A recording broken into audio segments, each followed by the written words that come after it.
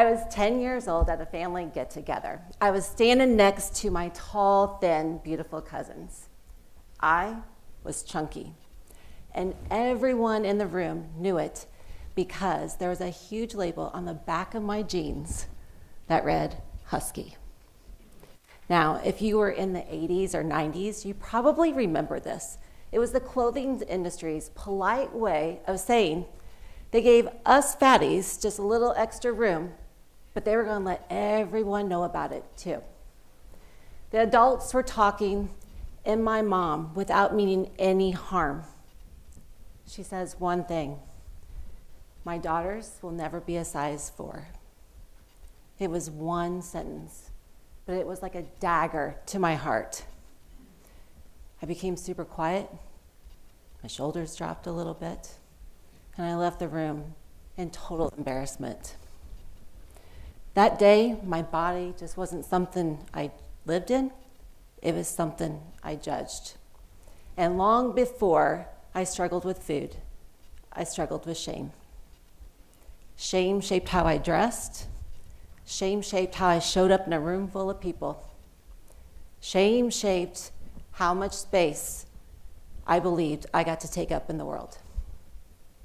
And I didn't have a word for it then, but I do now.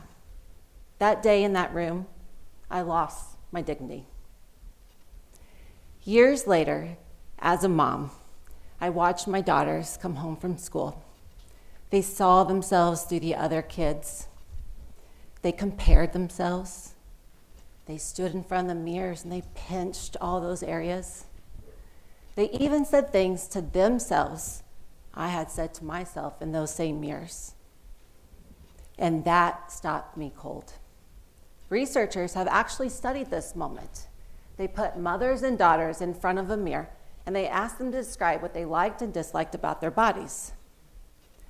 What the mother said about herself directly predicted what the daughter would say about her own self. And when mothers made negative comments about their own bodies, girls as young as 8 showed lower self-esteem, more body dissatisfaction, and a higher percentage of eating disorders in the future. One setting. Not years of comments or a lifetime of diet culture. One conversation in front of a mirror. I had given my daughters years of those moments. They weren't learning from their peers. They were learning from me, from the way I talked about my thunder thighs, from the way I celebrated 10 pounds of weight loss, from the way I was never satisfied. It was never enough with what I saw in the mirror. My shame was not ending with me. I didn't deal with the root of my problem. And with that, I was handing down to them and the loss of dignity too. 13 years ago, my husband and I co-founded one of the fastest growing franchises called Clean Eatz. We have served over 70 million meals in 120 cafés. And the deeper I dive into health, one thing has become clear. Food matters, access matters, education matters, but food alone does not restore dignity. For decades, we have treated childhood obesity like a weight crisis.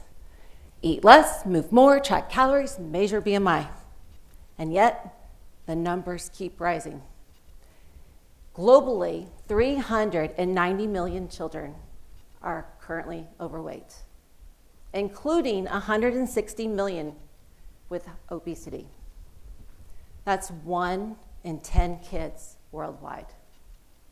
These numbers have more than tripled since the 1970s.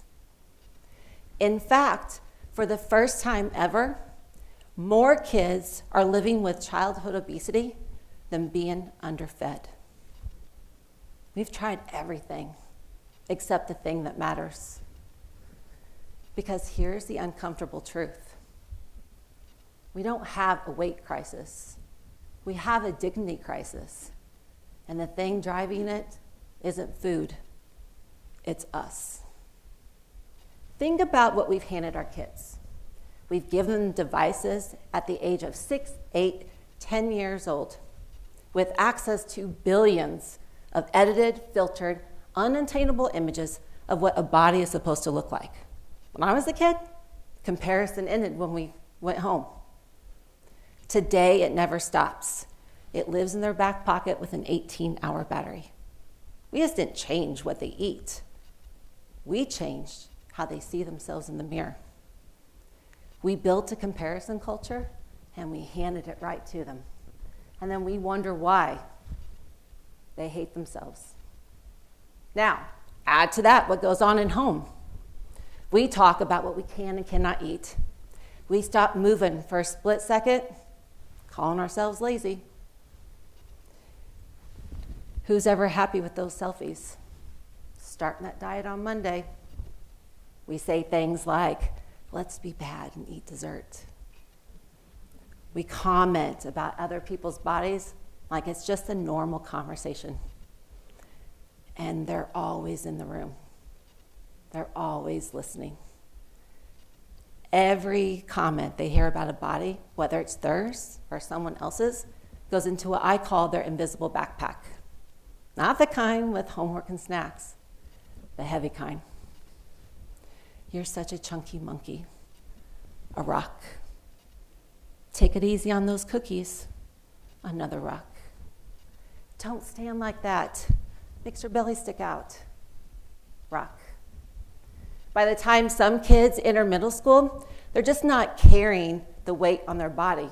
They're carrying a backpack full of shame that we packed for them. Not their peers, not the internet alone, us.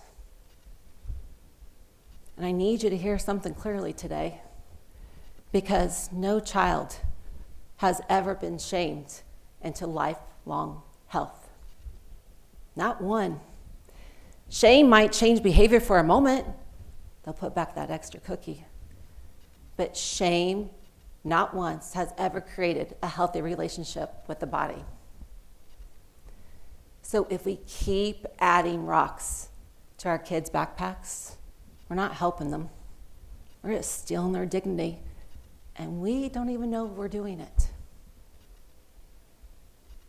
A study was done when a group of people was asked about the importance of eating healthy food. They made okay choices. But when another group was asked about being a healthy eater, when it became part of their identity, they made significantly more healthier decisions all on their own. Because identity drives behavior every time. So what interrupts this cycle? Restoring dignity. And dignity only grows in one environment, us. Here's what I've seen across millions of meals and over a decade of health. A child who feels safe in their own skin, that they believe that they're worth taking care of, make different choices. Not because someone shamed them, not because someone restricted them to, because they believed that they were worth taking care of. Think about this. A child who thinks their body is a problem acts like someone trying to fix a problem. A child who believes their body is worth taking care of acts like someone protecting something valuable. Dignity creates identity. Identity drives behavior. This is the cycle that we need to build. Dignity just isn't an idea. It's an environment we create. It looks like a dinner table where we sit down and food is just nourishment and time to connect, not a test to pass or fail. It looks like us stopping mid-sentence before we make a comment about our child compared to their sibling, a cousin, the track star down the street. Your child is not a before photo. They are an entire person right now as they are. this is the environment that restores dignity. And when you restore a child's dignity, you just don't change a habit, you change a life. A few months ago, my granddaughter was born. 7 days old. Someone laughs and says, "Look at that double chin. She's so chunky." 7 days old. Before she could hold her head up, before she could even form her first memory, we were already doing it. And I want you to sit with that for just a moment. Because that's how early it starts. That's how automatic it has become. And that's how deep this goes. Every word our child hears either builds their dignity or takes it away. Every child is born with dignity. They're not born hating their bodies. They learn it. They learn it from us. And that means that we have the power to teach them something different. And just as we pack that backpack one rock at a time, we can unpack it the exact same way. One less comment at a dinner table, a rock comes out.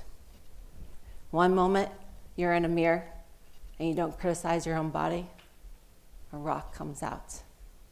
One time you tell them what their body can do instead of what it looks like, a rock comes out. Because the greatest weight our kids carry was never meant to be theirs.